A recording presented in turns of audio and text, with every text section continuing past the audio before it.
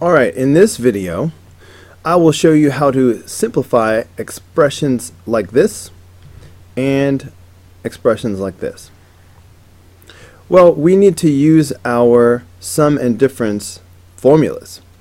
So let's look.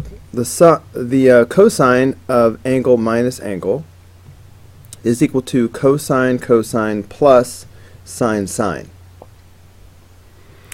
So that's going to be cosine x cosine pi plus sine x sine pi.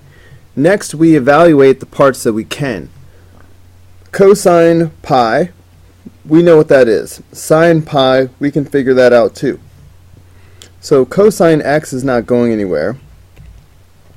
But the cosine of pi, this is a quadrantal angle, pi. Okay. Pi is right here. And the coordinates here are -1, comma 0. Cosine is the x value. So the cosine of pi is -1.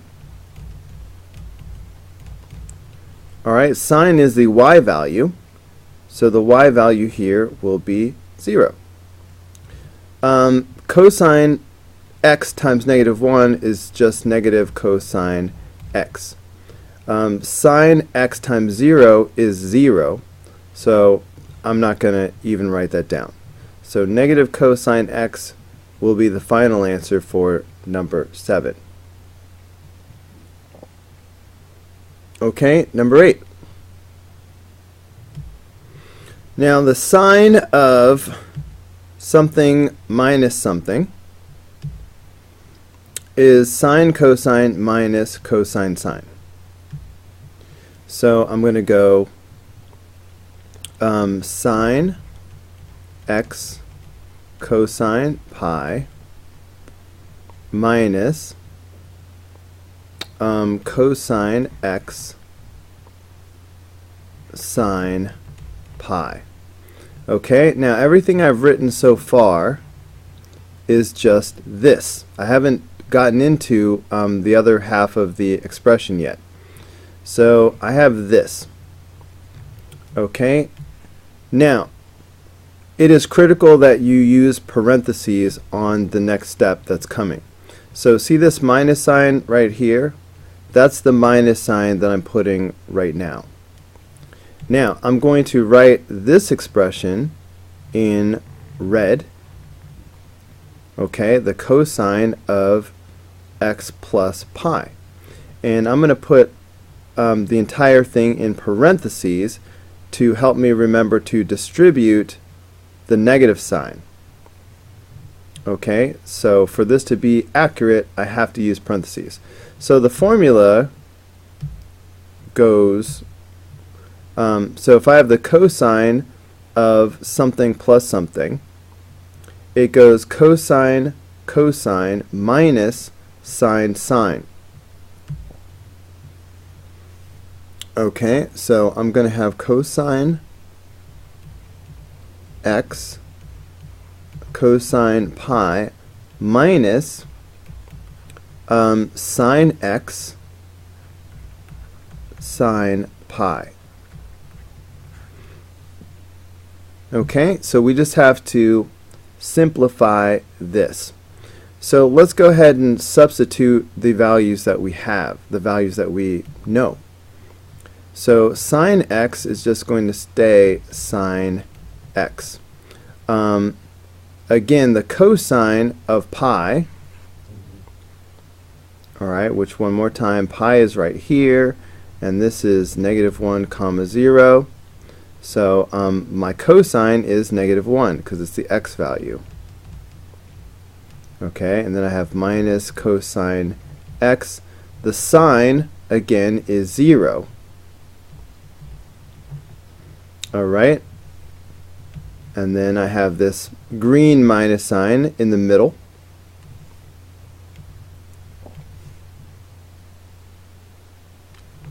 And then I have cosine x. Cosine pi is -1 minus sine x, and then sine pi is 0. Okay, all of these terms that have 0 in them are going to cancel out. Alright, so cosine times 0 is just 0, so I can forget about that. Sine times 0 is just 0, so I can forget about that. Okay, so that leaves me with sine x times negative 1, that's negative sine x.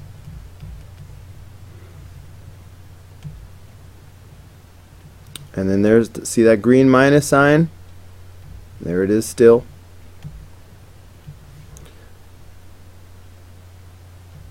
Alright, and cosine x times negative 1, that's negative cosine x. Okay, so this gives me negative sine x minus a negative is addition. So this will be negative sine x plus cosine x. So this will be the simplified answer for number 8. Here's an extra example that is one level trickier than what we just did. So again, I'm going to color coordinate this to help you see what I'm doing. So here's cosine, and then I will do sine in red. Okay, and I will use a green minus sign in the middle. The key is to use parentheses when you do this. So the cosine of something plus something is cosine cosine minus sine sine. That's the formula. Okay, boom. So that's what I'm about to do. So that means I'm going to have cosine x cosine pi over 6 minus sine x sine pi over 6. And I'll just go ahead and put parentheses around this. Alright, in the middle I'm going to have this minus, and now I'm going to do the sine in red. So the sine function goes sine cosine plus cosine sine. So I'm going to have sine x cosine pi over 3 plus cosine x sine pi over 3. Alright, this should be my setup. Now let's go ahead and evaluate everything that we can. Alright, so here I can't do anything with cosine x right now. So I'm going to have cosine x times, now the cosine of pi over 6 is radical 3 over 2. Alright, and then I have minus sine x, and the sine of pi over 6 is 1/2.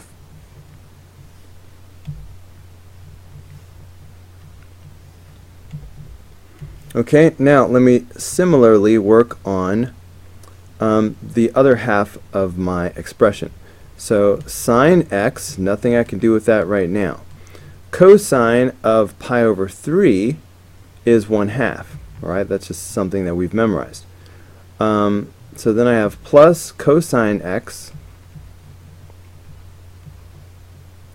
times the sine of pi over 3, which is radical 3 over 2. Okay, so here is what we have right now. So now I'm going to do a couple of things. One thing I'm going to do is, normally we write constants in front of the trig function. You know, like if we have a 5, if we have cosine x times 5, we write 5 cosine x. So just to make it look more familiar, so we can do the calculations more easily, I'm going to put all of these constants in the front. Simultaneously, I'm going to do one more thing. I need to distribute this negative sign across here. So the main thing that's going to change visibly is that this plus will become a minus when I take the parentheses away. So if I make those two changes, then what I have is radical 3 over 2 cosine x, all right, that's this, minus 1/2 sine x, and right here I'm going to have minus 1/2 sine x, and remember this negative sign is going to distribute and make this a negative sign, so I'm going to say minus radical 3 over 2 cosine x. Now I have distributed the minus sign. Okay, now I just need to combine like terms. That's the bottom line there. So one thing that's going to happen though, before I really even get started, is I have a positive radical 3 over 2 cosine x and a negative radical 3 over 2 cosine x.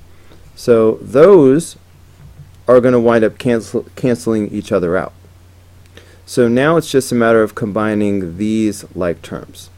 So I have negative 1/2 and another negative 1/2. You know what I mean? Like if this was negative 2 sine x minus 2 sine x, wouldn't this be minus 4 sine x? So you understand that I need to basically add these together. So the question is, what is negative 1/2 plus negative 1/2? Well, 1/2 plus 1/2 is a whole. So this is just going to be negative 1 sine x, or in other words, simply negative sine x. And that is the final answer. Okay, negative 1/2 plus negative 1/2 is negative 1. So you get negative sine x. Alright, that's going to do it for this video. I hope it was helpful, and I will see you on the next video.